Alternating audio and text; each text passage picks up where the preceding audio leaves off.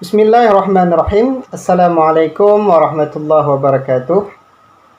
Pada video kali ini kita akan coba menjawab beberapa pertanyaan yang sudah ditanyakan oleh sahabat-sahabat kita pada video ini. Pertanyaan pertama datangnya daripada Syifa 1234. Beliau bertanya, di manakah beda najis tikus dan cicak sehingga minyak yang jatuh cicak bisa dimakan? Jadi terima kasih terlebih dahulu di atas orang yang bertanya. Jadi untuk membedakan antara bangkai cicak dengan bangkai tikus bila jatuh dalam air tidak membawaki kepada najis, itu dipandang dari segi syara'. Dalam artian, dalam hukum fikih dituliskan bahwasanya bila andaikan bangkai itu kita belah masa hidupnya tidak mengalir darah, maka bila bangkai itu jatuh ke dalam benda cair, maka benda cair itu tetap dianggap suci. Kecuali baru tidak dianggap suci lagi bila benda cair itu berubah gara-gara jatuh bangkai yang tiada berdarah tersebut. Termasuk di antara bangkai yang tidak berdarah, termasuk cicak, kemudian ada kumbang, kemudian ada binatang-binatang yang pokoknya tidak ada darah. Itu yang pertama. Sedangkan untuk tikus, kita tahu bersama bahwasanya tikus itu merupakan binatang yang andaikan kita lukai tubuhnya, maka dia akan mengalirkan darah. Maka dalam hukum fikih dijelaskan bahwasanya setiap bangkai yang darah mengalir ketika kita lukai, andaikan bangkai tersebut jatuh dalam air, maka membawaki air tersebut kepada najis. Itu yang pertama. Kemudian yang kedua, ini datangnya dari Nur Hafizah.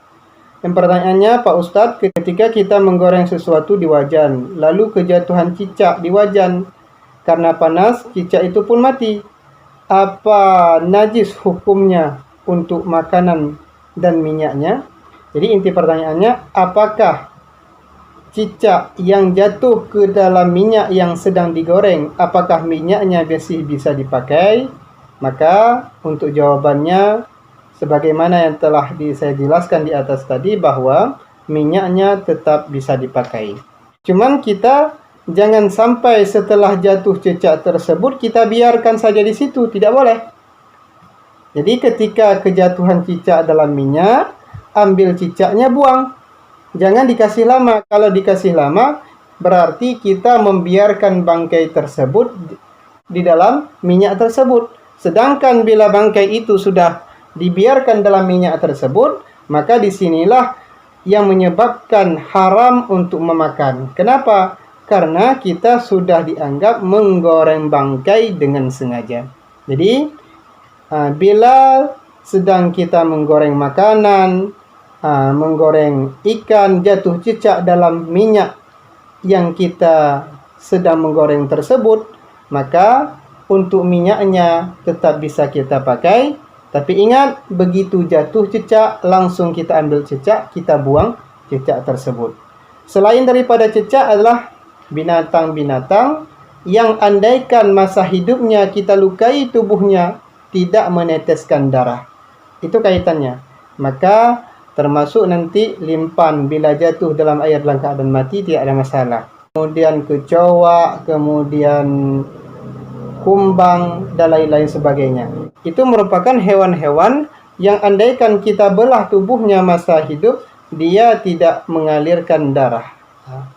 Kemudian yang ketiga, pertanyaan yang ketiga datangnya daripada Muhammad Faridan, di mana beliau bertanya, saya mau nanya Ustadz, apakah kotoran hewan kecil seperti kotoran rayap, apabila tersentuh badan sengaja ataupun tidak, apakah termasuk najis? Termaafkan. Terima kasih di atas pertanyaannya. Ya, inti pertanyaannya, apakah kotoran hewan kecil termasuk najis?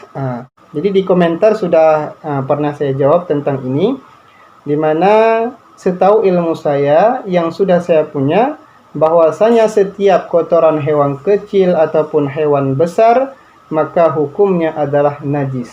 Dan perlu ingat, najis di situ bukanlah najis yang dimaafkan. Dan perlu bagi kita untuk menyucikannya. Itu dalam pandangan mazhab Syafi'i.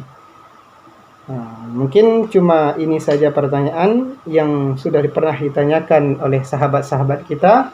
Semoga saja apa yang telah saya jawab menjadi ilmu bagi kita semua, dan harapan saya bila dalam jawaban tersebut kurang memuaskan, bolehlah bagi kita untuk menanyakan kepada orang-orang lain. Wallahu a'lam bishawab. Assalamualaikum warahmatullahi wabarakatuh.